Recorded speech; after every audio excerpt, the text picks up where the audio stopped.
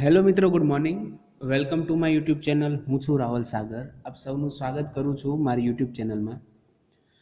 તો આજના આપણા લેક્ચરમાં આપણે સેમેસ્ટર 2ની અંદર બરોબર છે આગળ વધવાના છીએ કે જેની અંદર આજે આપણો પહેલો લેક્ચર છે યુનિટ નંબર 1 જોવાના છીએ કે જેની અંદર આજે આપણે ડિફરન્શિયલ ઇક્વેશન જોશું, એની ડેફિનેશન, ત્યારબાદ order of differential equation, degree of differential equation અને અમુક વાર ડિફરન્શિયલ એક બે એક્ઝામ્પલ જોશું કે ડિફરન્શિયલ ઇક્વેશન આપણે કઈ રીતના મેળવીએ છીએ. સૌપ્રથમ તો ડિફરન્શિયલ ઇક્વેશન શું છે? તો કે ડિફરન્શિયલ ઇક્વેશન એવા ઇક્વેશન છે કે જેની અંદર આપણને જે ફંક્શન દીધું હોય છે એનું આપણે ડિફરન્શિએશન એટલે કે એનું વિકલન કરીએ છીએ અને આપણને કોઈ નવા ઇક્વેશન મળે છે. બરોબર છે? જેમ કે તમને કોઈ ઇક્વેશન એવું દીધું હોય કે ભાઈ y is equal to sine x છે, y is equal to sine x છે. તો આવી રીતના આપણે કરીએ કે પેલું વિકલન એટલે કે ફર્સ્ટ ડિફરન્શિએશન આપણે x ને રિલેટેડ કરીએ વિથ રિસ્પેક્ટ ટુ x, તો dy by dx is equal to sine X નું ડિફરન્શિએશન થશે cos x. બરોબર છે? તો આના પરથી આપણે લખી શકીએ કે dy by dx minus cos x is equal to 0.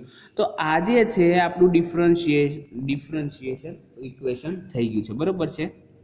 Differential equation થઈ ગયું છે એટલે કે વિકલ સમીકરણ. તો સૌપ્રથમ એની ડેફિનેશન જોઈએ તો ડેફિનેશન આવી કંઈક છે કે an equation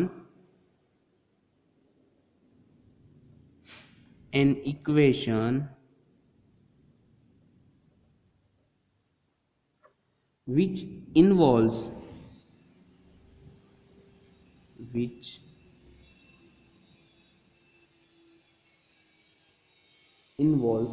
differential coefficient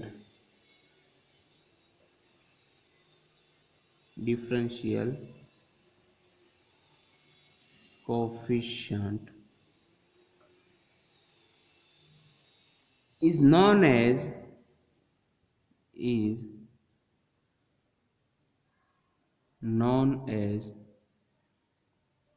differential equation.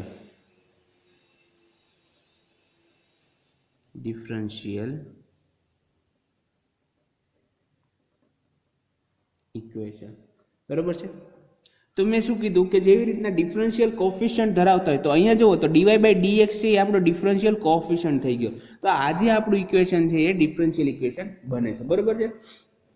Example તરીકે લઈએ કે example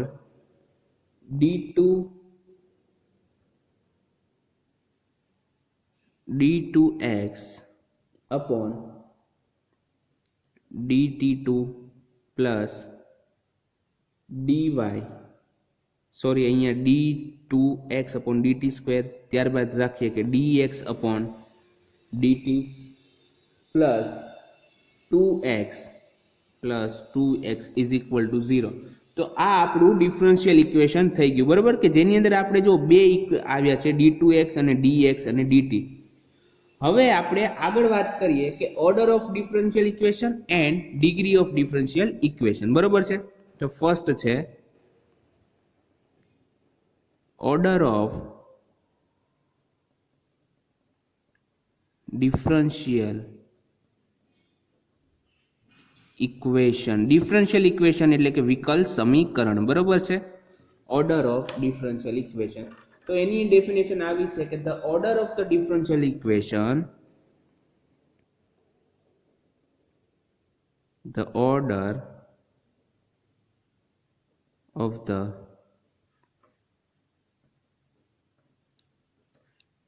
differential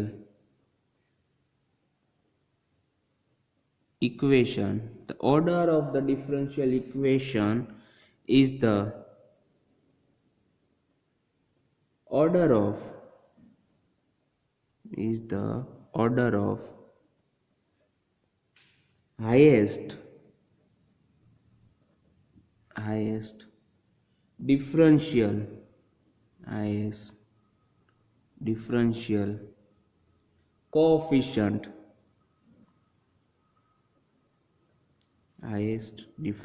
coefficient in the equation.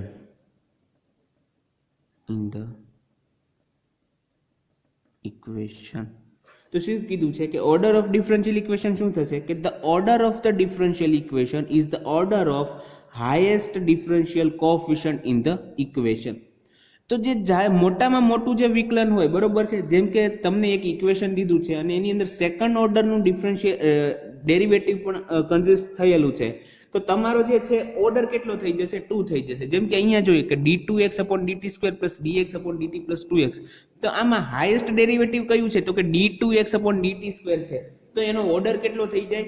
2 થઈ જશે, બરાબર. હવે સિમિલરલી અહીંયા જુઓ કે dy by dx minus cos x is equal to 0 છે, 0 છે, બરાબર.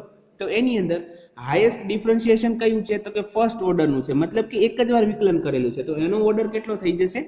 1 થઈ જશે. ઓકે, તો આ થઈ ગયું તમારું ઓર્ડર ઓફ ડિફરન્શિયલ ઇક્વેશન. ત્યારબાદ વાત કરીએ degree of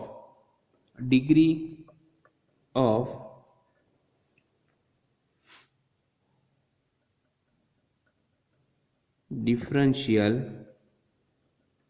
equation.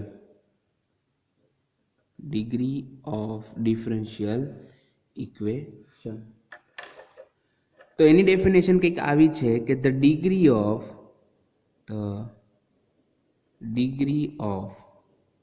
differential equation, the degree of a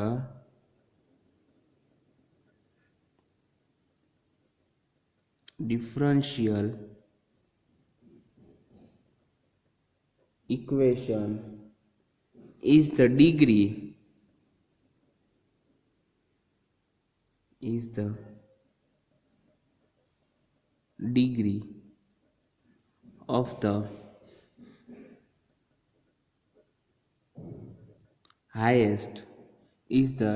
of the highest derivatives.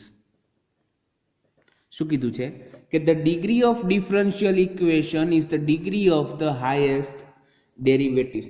હવે તમારી પાસે જે ઇક્વેશન હોય તો એ ઇક્વેશનની અંદર અમુકમાં એવું હશે કે ખાલી ઇક્વેશન પહેલું વિકલન ધરાવે છે, બરોબર, ફર્સ્ટ ડિફરન્શિએશન. અમુક વિકલન બીજું ધરાવે છે, પહેલું પણ ધરાવે છે, ત્યારબાદ થર્ડ. તો એનો ઓર્ડર તો નક્કી થઈ ગયો કે ભાઈ જો ખાલી ફક્ત પહેલું જ વિકલન ધરાવતું હોય તે પહેલું થશે. જો પહેલું અને બીજું બંને વિકલન ધરાવતા હશે તો એનો ઓર્ડર કેટલો થઈ જશે? 2 થઈ જશે. જો પહેલું, બીજું અને ત્રીજું અથવા તો જસ્ટ બીજું અને ત્રીજું એવી રીતના ધરાવતા હોય તો કેટલો થઈ જશે? તો કે એનો ઓર્ડર થઈ જશે 3. પરંતુ જ્યારે તમે એ જે મોટામાં મોટું વિકલન ધરાવે છે તો એની પણ ઘાત હોવાની. જેમ કે હું અહીંયા તમને દર્શાવું તો આ જે d2x અપોન dt² છે તો એની ઘાત કેટલી છે? 1 તો કહી શકાય ને, બરોબર. તો એ જે મોટામાં મોટું વિકલન છે અને એની કેટલી ઘાત છે એ નક્કી કરીએ છે, એ બને છે આપણી degree of the differential equation. ખ્યાલ આવી ગયો તમને લોકોને?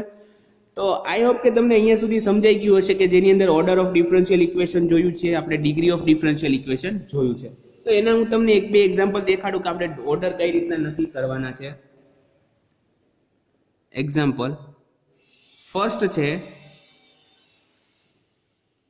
d2x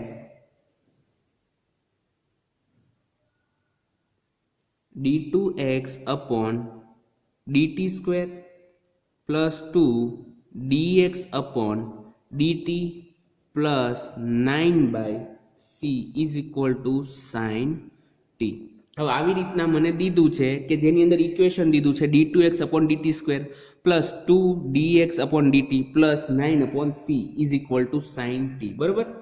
હવે આની અંદર મારે ફર્સ્ટ વેરીફાઈ એ કરવું છે અથવા તો ચેક કરવું છે કે આનો ઓર્ડર કેટલો છે. તો મેં તમને કીધું હતું ઓર્ડર માટે શું જોવાનું? Solution.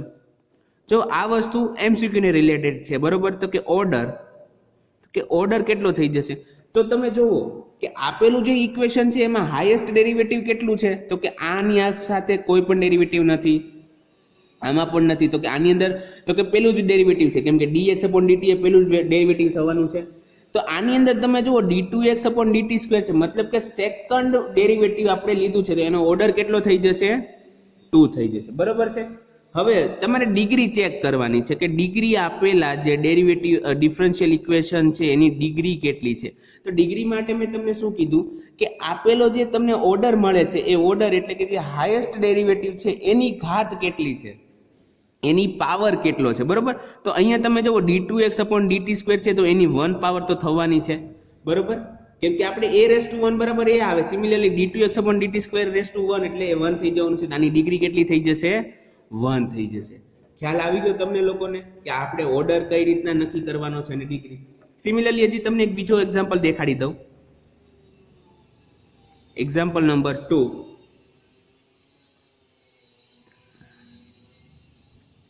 d2x/dt² raise to 2 plus 2 dx/dt plus 9/c is equal two sin t.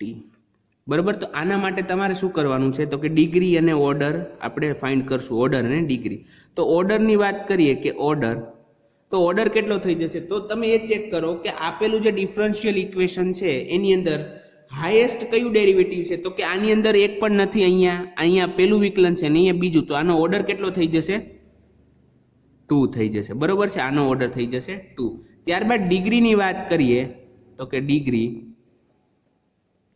તો ડિગ્રી માટે જુઓ કે d2x/dt² રેસ ટુ કેટલા છે? તો કે હાઈએસ્ટ ડેરિવેટિવ છે અને એની પણ કેટલી ઘાત દીધી છે? તમને 2 ઘાત દીધી છે. તો તમારી ડેરિવેટિવનું જે ડિગ્રી છે કેટલી થઈ જશે?